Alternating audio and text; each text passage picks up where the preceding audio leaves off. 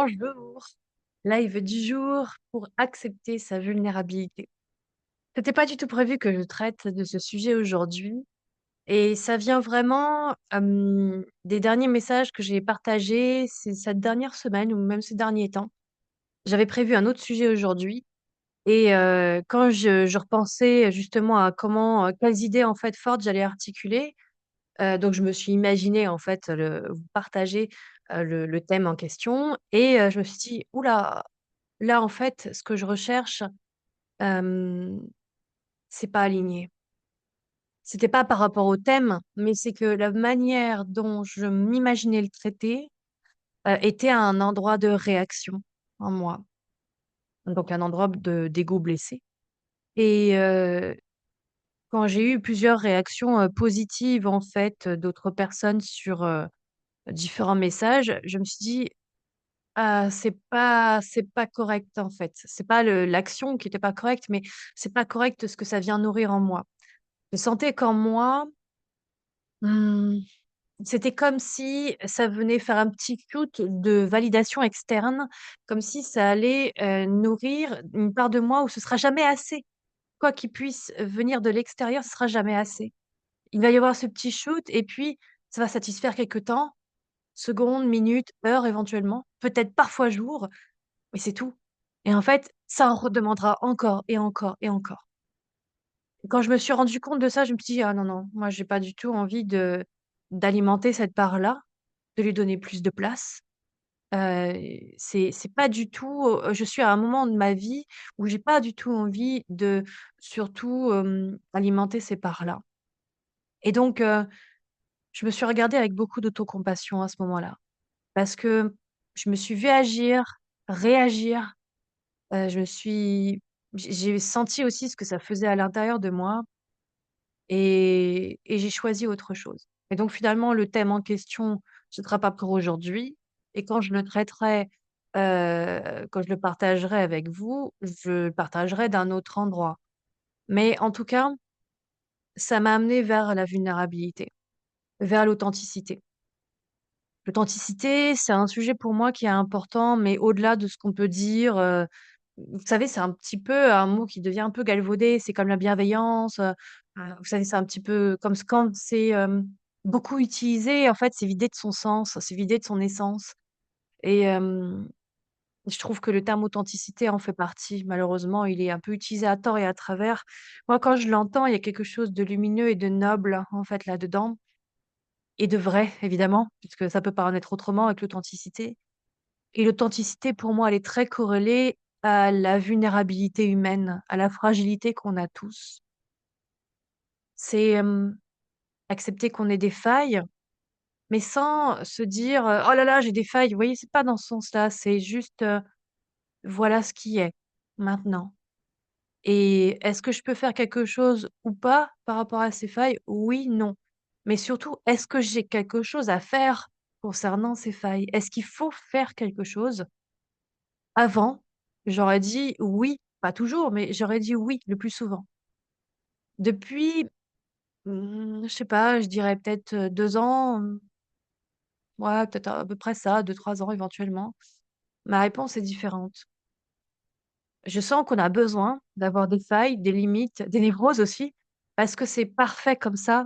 Donc quand on dézoome à fond, hein, bien sûr, hein, dans, hop, tout le fonctionnement de la planète, on regarde comment se comporte l'humanité dans les grandes masses, hein, je parle vraiment, un peu une vision quoi, sociologique, hein. Hem, En fait, il faut qu'il y ait des failles, des limites, des blessures, parce que c'est comme ça que c'est l'expérience la plus complète d'un être humain. Et en même temps, ce qui est considéré comme des blessures pour certaines personnes ne l'est pas pour d'autres. Ça dépend de la culture, de l'époque, je sais pas, du système familial, du système éducatif et cetera et cetera. Et donc, si on considère que tout est parfait à ce niveau-là, alors il y a rien à corriger. Mais si on ne se sent pas bien avec ses failles, avec ses vulnérabilités, ses fragilités, alors il faut aller voir. Mais pas nécessairement pour corriger. Il faut aller voir quel endroit ne se sent pas bien avec le fait qu'il y ait des fragilités. Et qu'est-ce que c'est une fragilité? Vous voyez, ça pose plein de questions, en fait. Excusez-moi, je vais éternuer.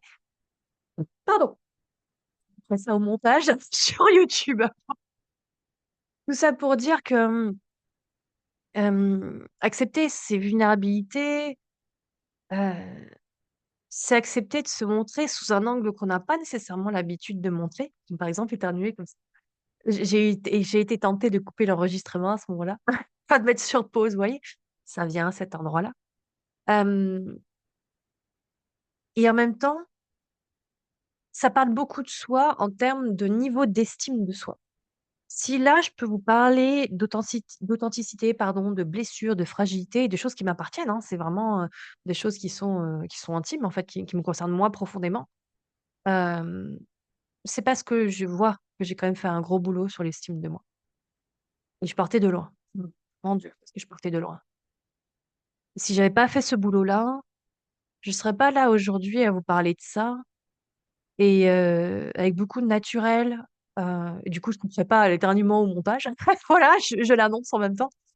Hem, je serais pas là à vous parler de ça, je serais pas là à montrer, à ne pas montrer justement par pudeur, vous voyez? Ou par peur du jugement de l'autre, par peur du rejet, par peur de la trahison, l'humiliation, l'abandon et tout ce qu'on peut mettre derrière. Heu, avant peut-être que j'aurais fait ça. Enfin, c'est pas peut-être, avant j'aurais pas pris la parole sur ce sujet et ou alors je ne l'aurais pas fait en parlant de moi et en parlant de choses qui est, très, très frais, c'était hier. Donc parce qu'il y a toujours une part de moi qui considère que ça peut être un risque.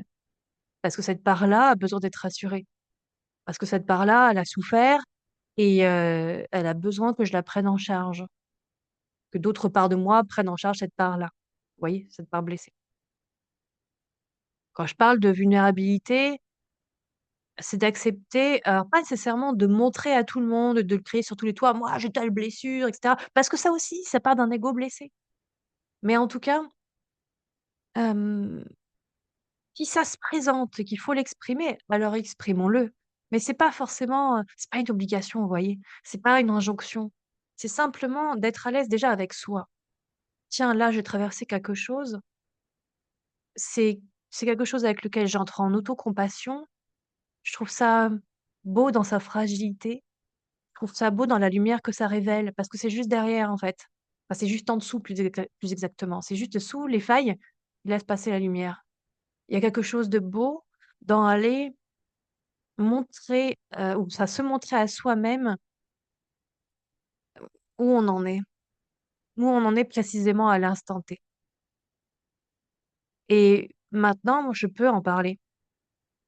Avant, hem, par ego, je n'en aurais pas parlé, mais pas pour montrer que je suis forte et cetera, mais juste parce que je considérais que c'était, déplacé d'en parler, qu'il fallait pas en parler. Vous voyez, c'est dans l'autre sens, en fait, mais c'est pas mieux, hein, ça reste de l'ego blessé et bah, c'est pas souhaitable. C'est pas souhaitable. Maintenant, je suis plus dans l'assertivité. Je suis aussi plus dans l'acceptation de mes parts où: «Ah ouais, il y a besoin de soins. Ah ouais, il y a besoin de considération» et puis il y a des parts où volontairement je ne veux plus autant les alimenter qu'avant, parce que ce sera jamais terminé et que je préfère plutôt valoriser d'autres parts qui, elles, ont été oubliées. Quand je vous voyez, alors ça, c'est très personnel. Je dis pas qu'il faut forcément faire ça, mais c'est ma manière de concevoir, en tout cas, les choses aujourd'hui, hem, qui est un avis très différent de ce que j'avais il y a, je sais pas, 3 ans, par exemple, encore. Avant, j'aurais dit que, ouais, on va aller apporter beaucoup, beaucoup de soins, de considération, d'amour. C'est pas faux, en fait, je veux dire que là-dessus, c'est toujours quelque chose avec lequel je suis d'accord. Mais quand on fait ça, on oublie aussi les parts qui, elles, vont bien, se sentent bien, hem et sont pas pour autant alimentées. Pourquoi? C'est tellement, illogique finalement quand on voit les choses de ce côté-là, de ce point de vue-là. Et on est dans une société, enfin voilà, en France en tout cas, on fonctionne beaucoup sur l'espace blessure, sur, l'espace problème et on va assez peu valoriser ce qui est déjà bon, beau, lumineux, ce qui est bien, ce qui se sent bien. C'est dingue en fait, on a vraiment une culture comme ça, hein, très, très négativiste, et donc là, je suis plus dans cette optique-là, d'aller valoriser ce qui est déjà OK. Parce que ça va avoir plus de force justement pour consolider, renforcer les parts qui ne se sentent pas OK. Je considère qu'en réalité, c'est un système vertueux. Mais si on passe que du temps sur l'un ou sur l'autre, ça peut déséquilibrer l'ensemble. Donc valoriser ce qui est déjà OK, aligné, c'est aussi une bonne chose et pour autant, il y a des moments où j'y arriverai pas. Il y a des moments où je croirais bien faire, mais en fait, je ferai pas du tout comme il faudrait ou en tout cas, des années après, je me rendrai compte que, c'était pas terrible, pas je sais pas, malsain et cetera, ou toxique et cetera. Hem, mais voilà, c'est avec le mieux du moment. Là, avec mon mieux du moment, je vous parle en étant mais alors, je suis épuisée, mais épuisée. Donc c'est l'idéal du coup pour parler du sujet de la vulnérabilité, vous me voyez, nature quoi. Hem Avec un début qui est plus lent. Je sais pas si vous remarquez aussi, selon en fait ce que j'ai à véhiculer, si je suis en réaction, je peux parler de manière très vive, très rapide, quand je suis passionnée aussi.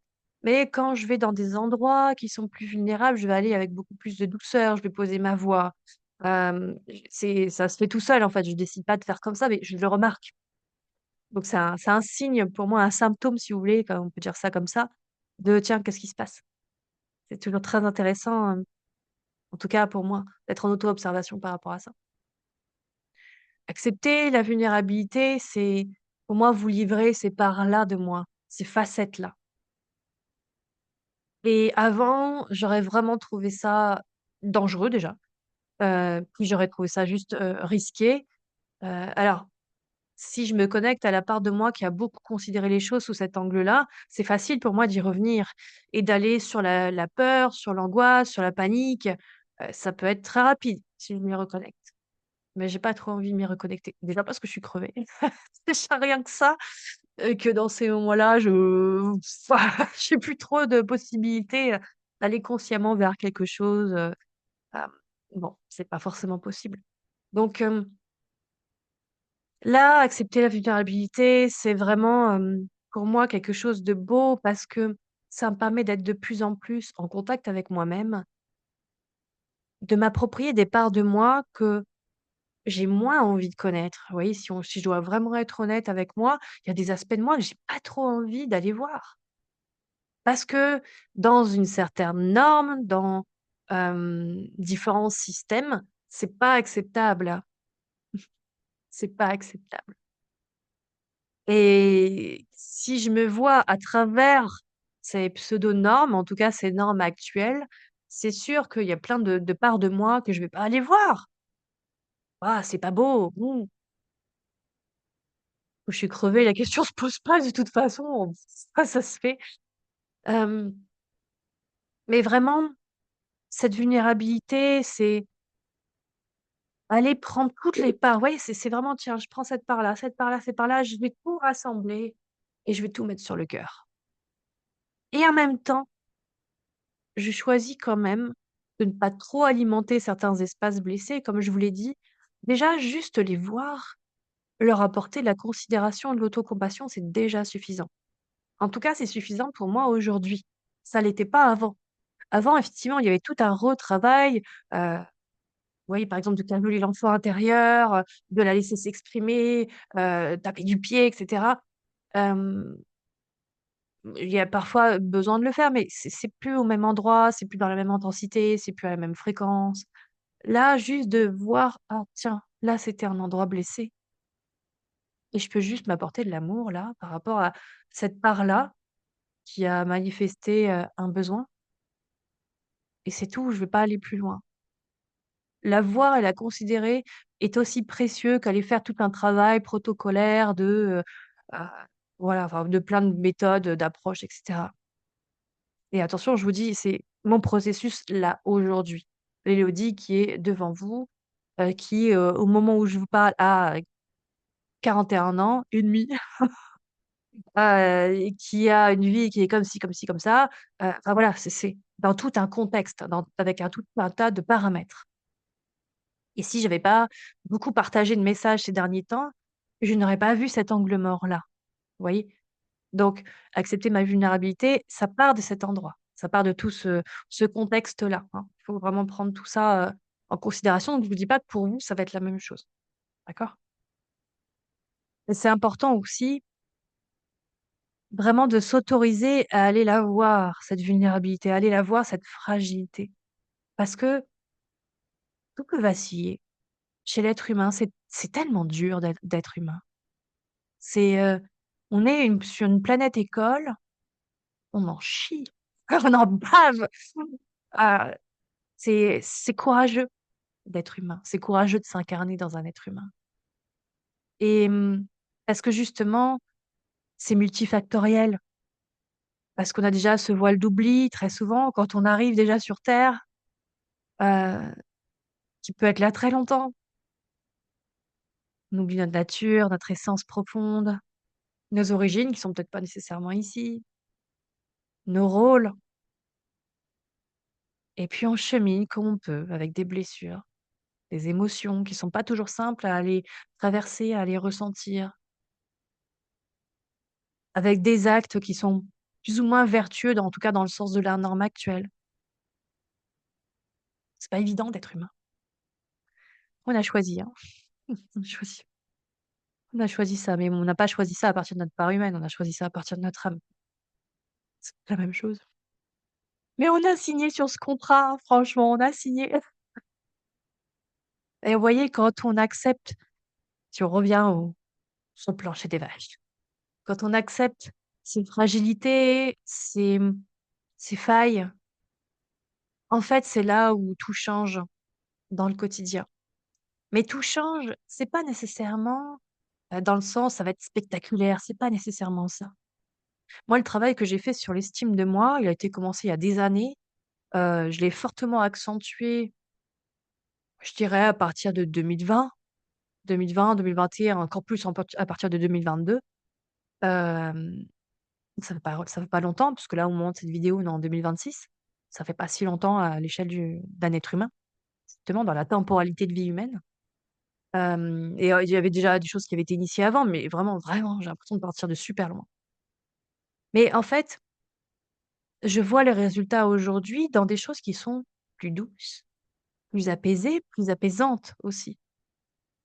Et le fait de vous le partager, évidemment que ça me fait du bien, sinon je m'amuserais pas à le partager. Et il y a une notion de partage en sens, inspirant. Je sais qu'il y a des gens pour qui ça va connecter à quelque chose. Soit il y aura un déclic, soit il y aura quelque chose de plus doux qui va s'amener ou un effet miroir ou une résonance ou j'en sais rien, mais il va y avoir un lien qui va se faire. En tout cas, il y a quelque chose qui va se produire. Que ce soit, juste, mental, émotionnel ou énergétique, il va y avoir quelque chose. Et si c'est déjà une personne, c'est une personne. Et en tout cas, quand moi je partage qui je suis en fait dans toutes mes facettes, je sais que ça fait partie de mon rôle que d'aller justement, livrer ma voix en fait, de m'exprimer parce que, ça permet à d'autres personnes, quelque part, voilà, sur terre, d'avoir des conséquences positives dans leur vie. Donc c'est pour ça que c'est important pour moi que je le fasse parce que je sais que ça fait partie d'une de mes missions, en fait, de mes missions sur terre. Et donc dans le quotidien, ce que ça change pour moi, c'est que là, bah, tout bêtement, je peux partager là devant vous un sujet qui est quand même, relativement perso. Enfin, c'est pas relativement, c'est perso. Ça me concerne moi. C'est exclusivement moi, heu et je ne prétends pas avoir cette vérité absolue, c'est juste ma vérité du moment. Donc il y a forcément des gens avec qui ça ne va pas résonner. C'est OK aussi, vous voyez? C'est OK. Avant, je n'aurais pas pu m'exprimer sur le sujet et puis, enfin ça, c'était vraiment il y a des années. Il y a quelques années, j'aurais pu m'exprimer sur le sujet, mais de manière salisse et consensuelle, où j'aurais plutôt parlé de grands concepts, mais sans qu'ils soient incarnés. Et c'est comme ça que je faisais mes vidéos avant. J'avais cette posture un peu enseignante, qui est passionnée en fait par le fonctionnement humain, mais finalement qui prenait pas, je vais pas dire le risque, mais qui ne partait pas d'un endroit où ça c'était vraiment, vraiment vécu. Vous voyez? Quand c'est vraiment vécu par quelqu'un, ça se sent. Et vous pouvez faire tout le marketing du monde, le meilleur marketing, c'est l'incarnation. Quand vous avez vécu quelque chose, qu'en plus vous l'avez transcendé, quand vous le partagez, même la personne la plus rationnelle qui soit le ressentira. Il y aura quelque chose qui se passera. C'est c'est inconscient, c'est dans l'énergie, c'est vibratoire, c'est une résonance dans les corps aussi tout simplement, c'est quelque chose qui vibre dans les cellules. Ça se ressent. J'ai des frissons là, juste, en vous le disant. Moi, quand je m'exprime à partir de ma vérité, ça fait ça, ça fait des frissons. Je sais que c'est profondément aligné dans ces moments-là, c'est profondément juste et qu'en plus, il y a une personne là sur terre qui reçoit le message avec cette intensité-là. C'est qu'il y a il y a une résonance chez quelqu'un. Je sais pas qui tu es, toi qui écoutes le message, mais honore-toi d'entendre ces messages, honore-toi, ressens la résonance, l'écho que ça provoque en toi. Dans le quotidien, assumer sa vulnérabilité, assumer ses fragilités, c'est donc prendre parole, autrement, mais déjà s'exprimer. Donc dire, vraiment ne plus garder à l'intérieur de soi, c'est mettre à l'extérieur des messages, voilà, c'est déjà un acte qui est important. Mais c'est aussi faire des actions qui sont différentes, on est bien d'accord, ou en tout cas plus alignées.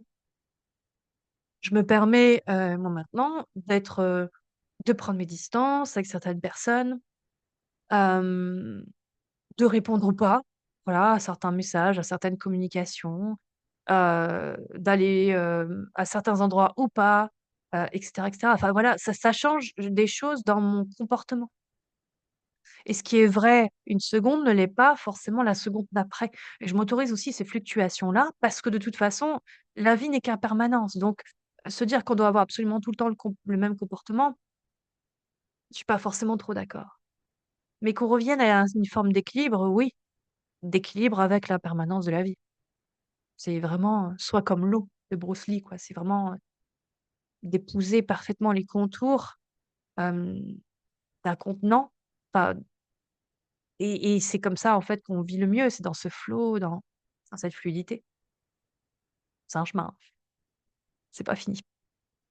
Accepter sa vulnérabilité au quotidien, hem, donc c'est aussi donc comme je vous parlais de fluctuations et bien, c'est d'aller voir ces grands courants qui nous traversent.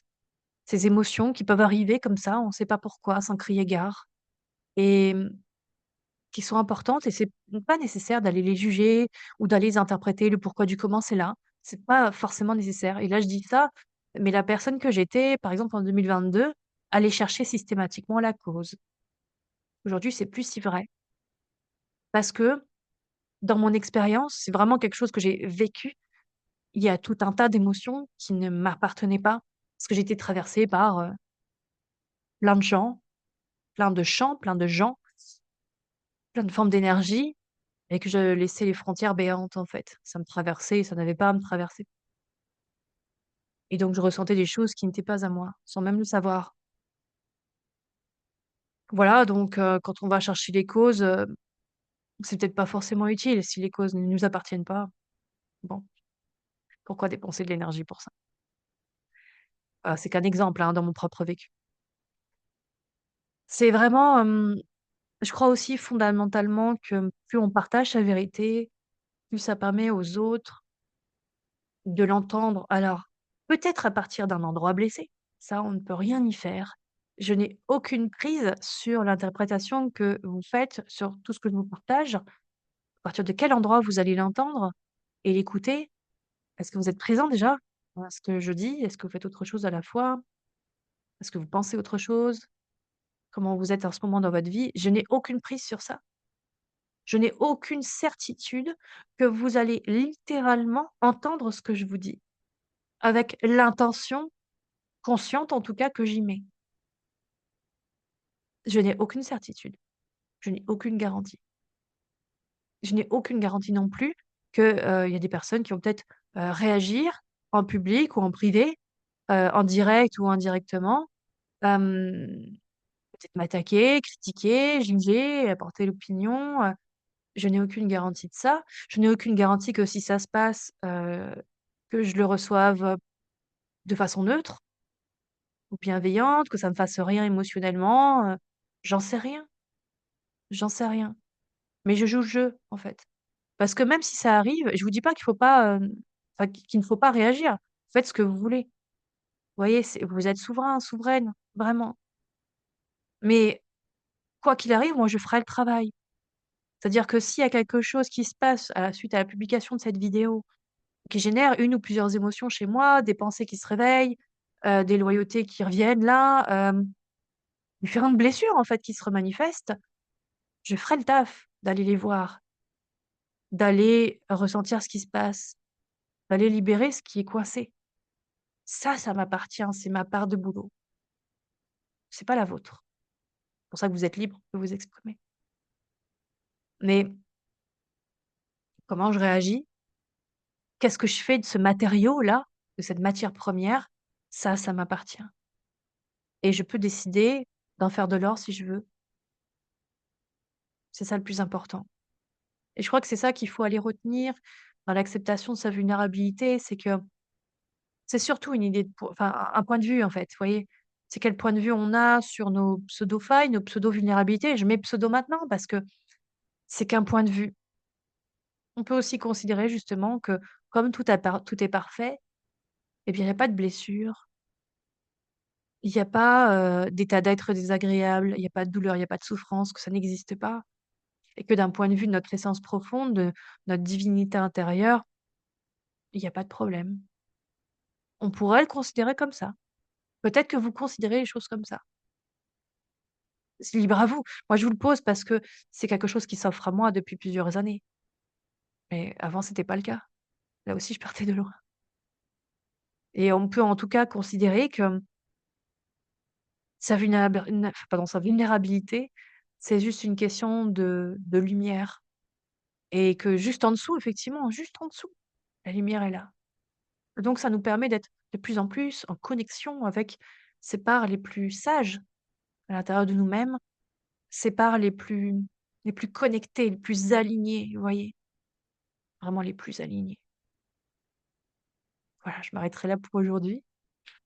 C'est un live avec une intensité très différente, une énergie très différente des précédents et j'ai